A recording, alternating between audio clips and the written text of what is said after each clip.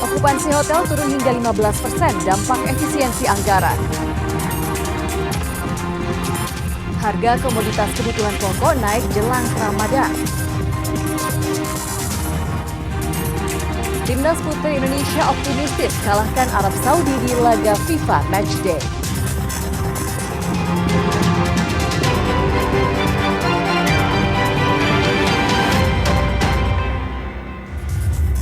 Halo saudara, apa kabar Anda hari ini? Kompas Jatim kembali hadir ke hadapan Anda. Selain 3 informasi utama tadi, tim redaksi kami telah menyiapkan sejumlah informasi penting dan inspiratif lainnya untuk Anda. Bersama saya Virgianti Kusuma, kita jelang Kompas Jatim di Kompas TV Independen terpercaya.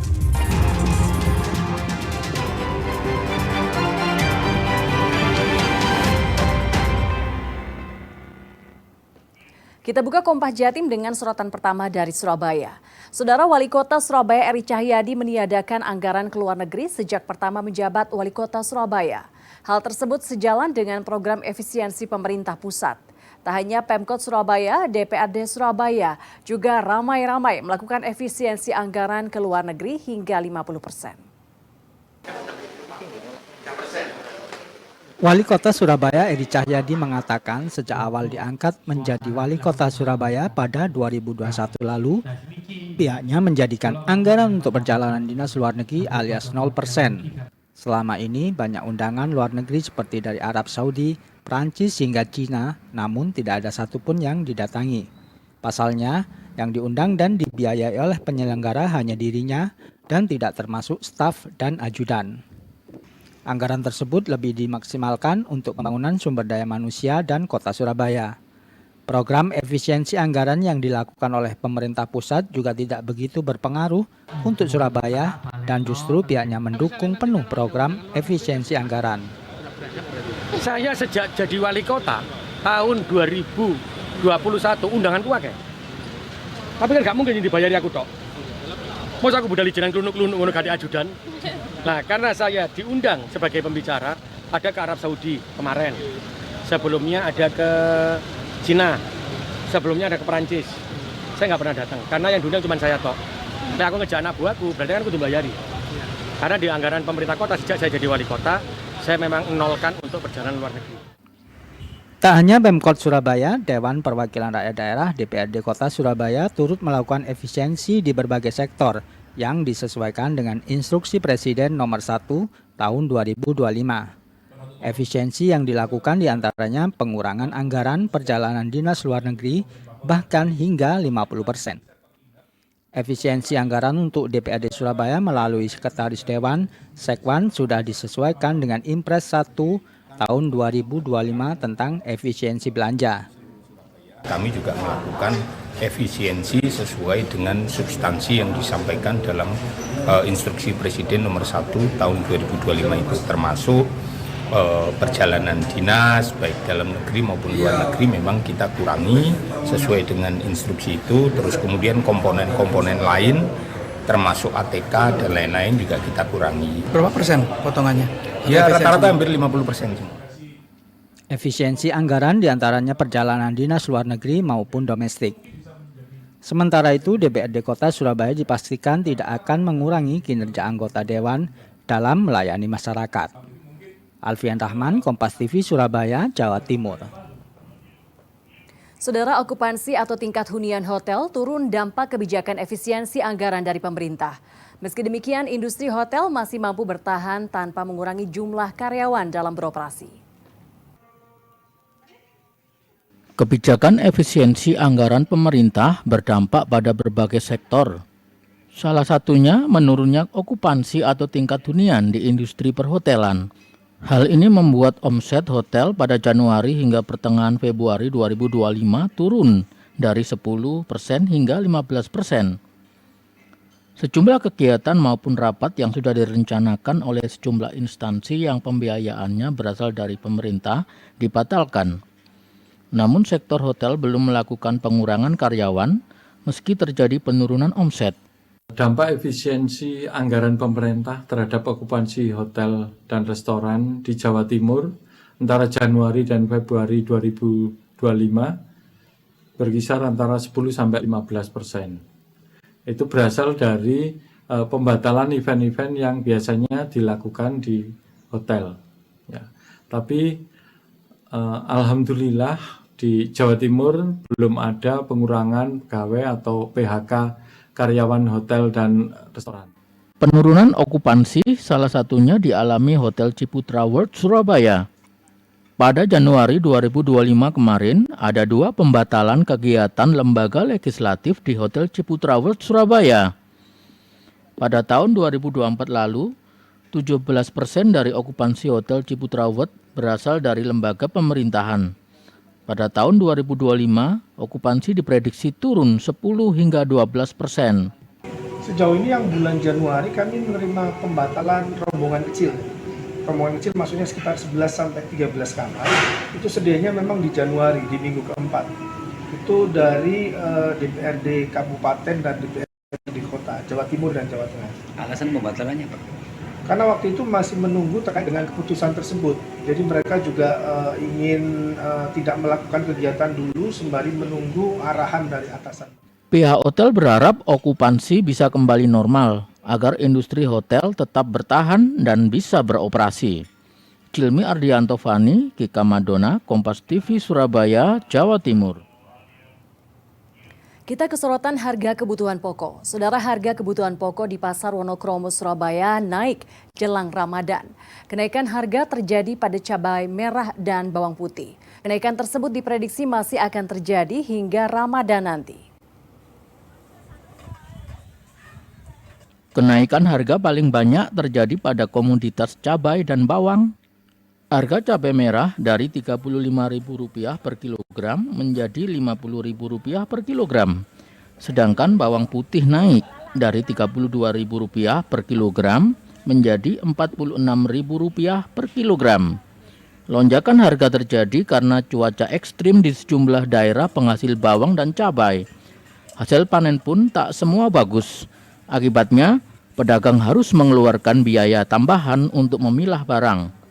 Diprediksi harga kebutuhan pokok akan tinggi hingga Ramadan nanti, yakni mencapai 70% dari saat ini. Kan musimnya ini nggak bisa ditebak ya.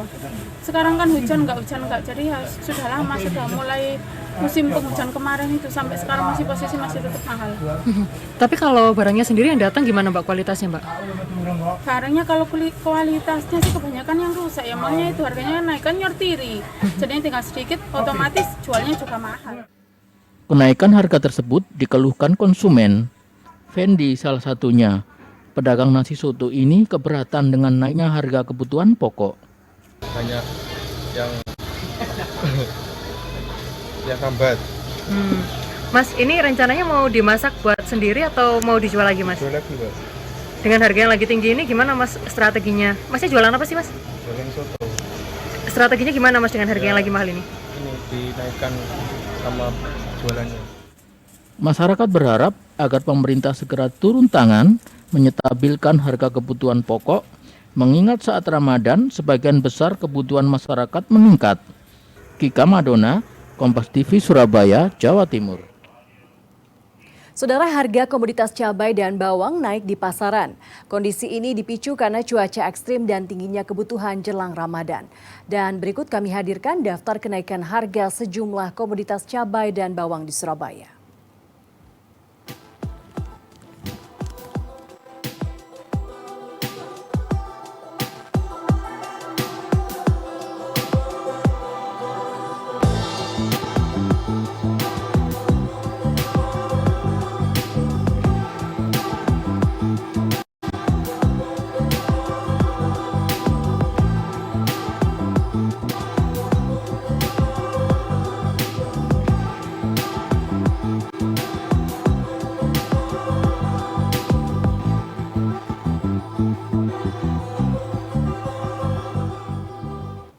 Harga telur ayam di Kota Blitar juga mulai merangkak naik. Tingginya harga tersebut membuat warga mengurangi pembelian telur ayam untuk kebutuhan sehari-hari.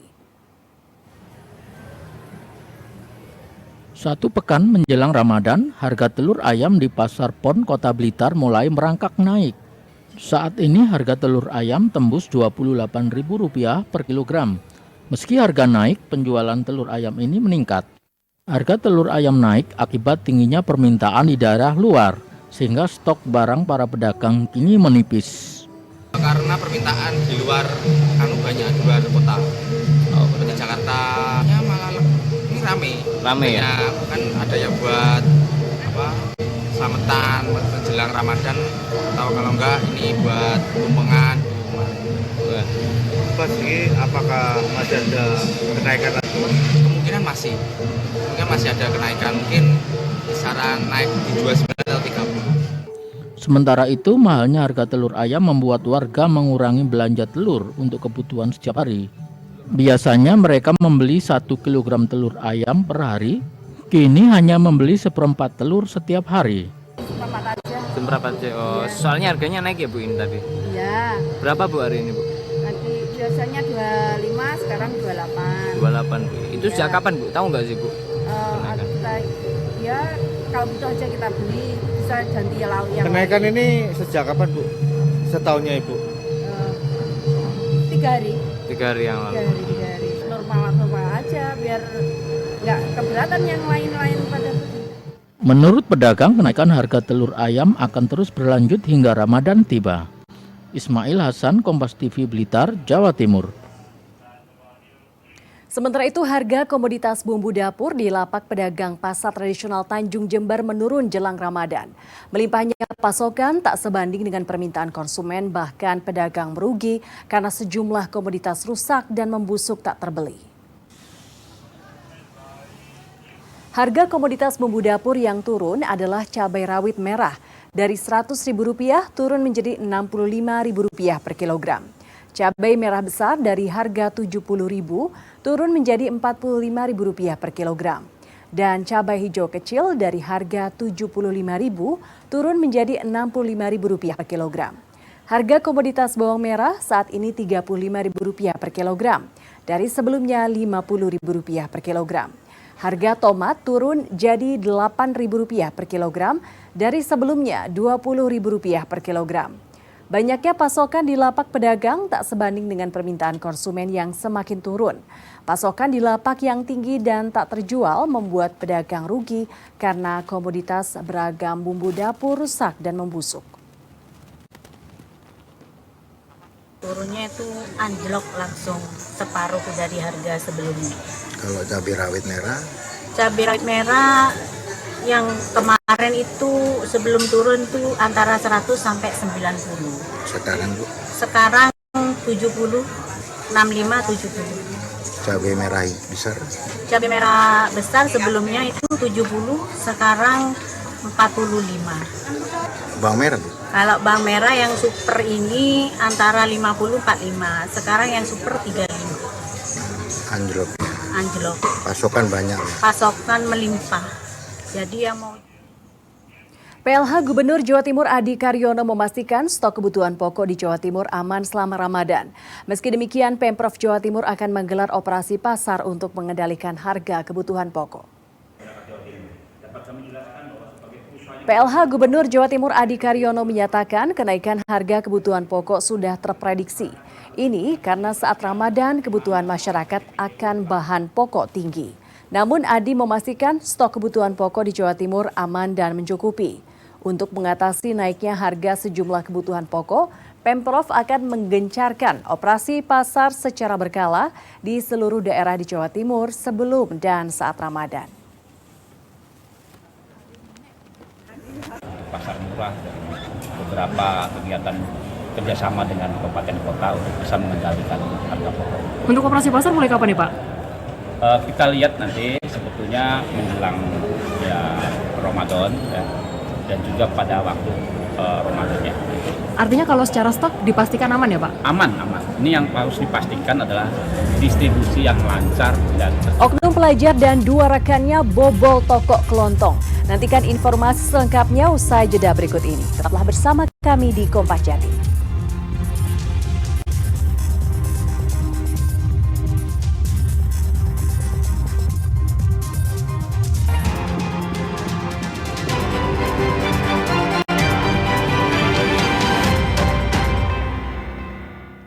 Polisi menangkap seorang oknum wartawan dan anggota LSM Perlindungan Anak di Kota Batu. Penangkapan keduanya diduga karena memeras pengurus pondok pesantren hingga mencapai 150 juta rupiah.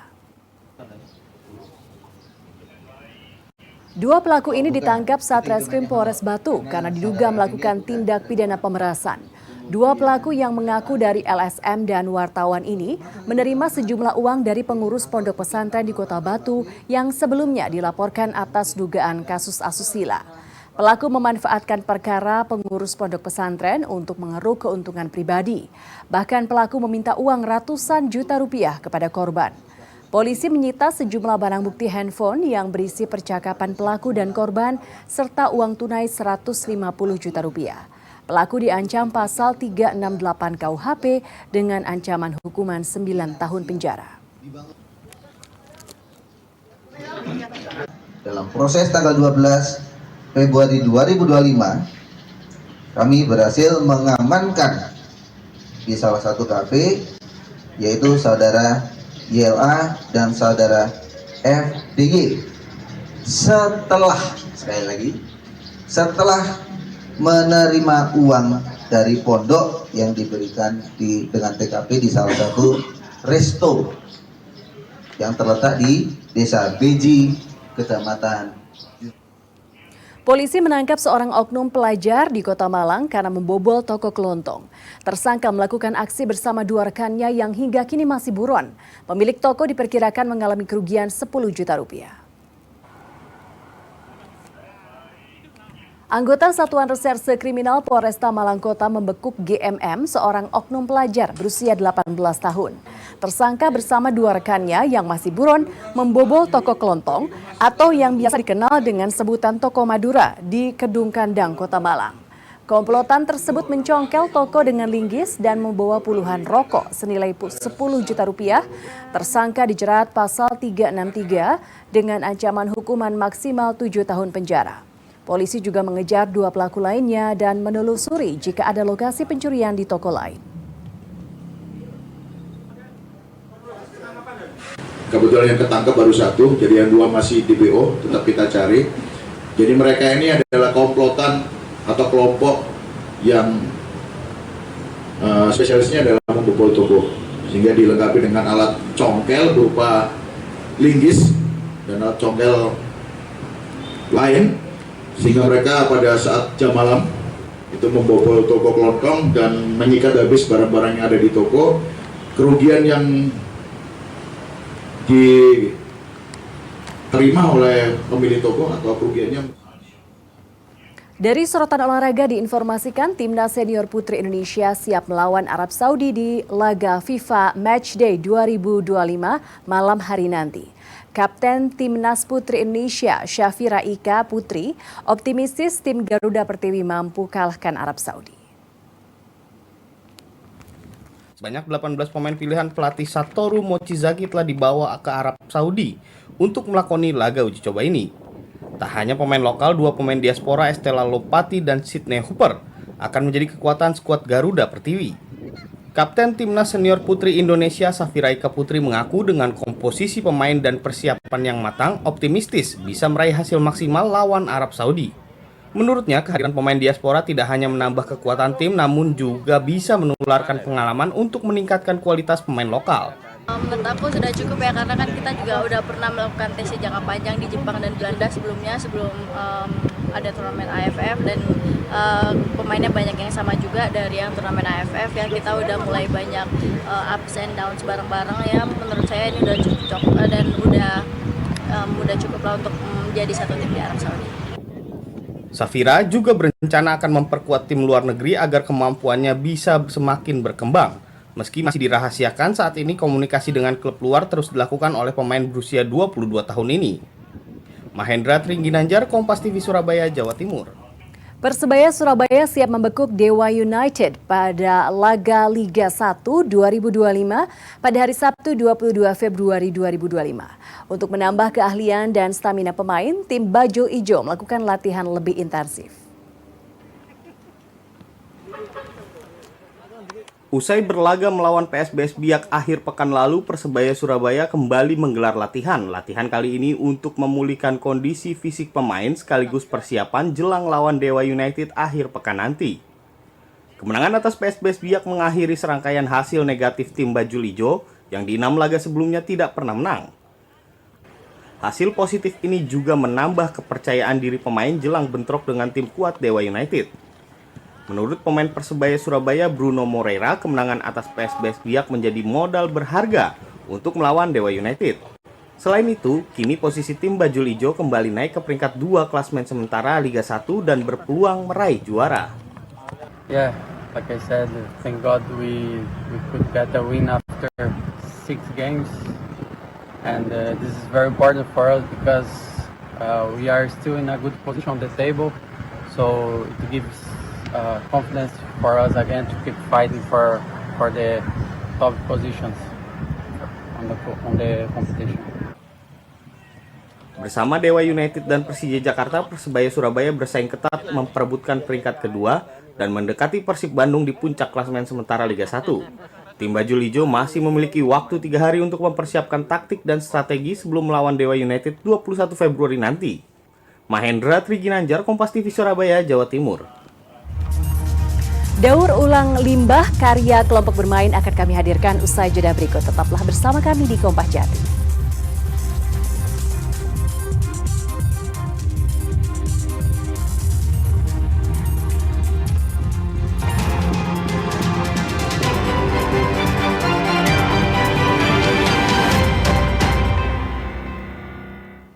Siswa dan orang tua sekolah kelompok bermain Raudotul Anfal Perwanida Surabaya berhasil memanfaatkan limbah menjadi barang bernilai ekonomis, seperti baju untuk fashion show, vas bunga, hingga hiasan dinding. Hal ini dilatar belakangi kepedulian terhadap lingkungan. Dan informasi ini sekaligus menutup jumpa kita di Kompas Jatim hari ini. Jangan lupa saudara untuk menyaksikan live streaming kami di kompas.tv dan channel YouTube Kompas TV Jawa Timur. Kompas TV independen terpercaya. Saya Virgianti Kusuma, sampai jumpa. Ratusan murid dan orang tua sekolah kelompok bermain Raudotul Atfal Perwanda Surabaya memanfaatkan limbah plastik menjadi berbagai barang daur ulang bernilai ekonomis tinggi. Para murid juga menggelar fashion show dengan memakai baju daur ulang seperti plastik, air mineral, hingga kantong plastik. Semuanya dari bahan-bahan daur ulang, Bu? Betul sekali. Seperti kardus, kresek, serta dari sampah-sampah yang ada di rumah tangga, mungkin dari bungkus kopi, bungkus deterjen, dan lain-lain. Dimanfaatkan jadi apa, Bu? Jadi baju fashion, sehingga tercipta menjadi baju-baju yang bisa layak untuk dipakai anak-anak untuk fashion show itu tadi. Sementara para guru juga mengajarkan murid untuk melakukan kolase dengan memanfaatkan potongan limbah kertas. Berbagai macam limbah ini diubah menjadi vas bunga, tas, rak, hingga hiasan dinding. Meski begitu, dibutuhkan ketelitian untuk bisa merangkai bahan daur ulang menjadi sebuah karya. Tadi aku bikin kolase. Kolase sama siapa aja tadi? Sama teman-teman. Susah nggak tadi, Dek? Enggak, gampang-gampang doang. Seneng nggak tadi? Melalui program tersebut diharapkan para murid memiliki kesadaran lingkungan yang tinggi, terutama ikut mencegah terjadinya global warming atau pemanasan global. Alfian Rahman, Kompas TV Surabaya, Jawa Timur.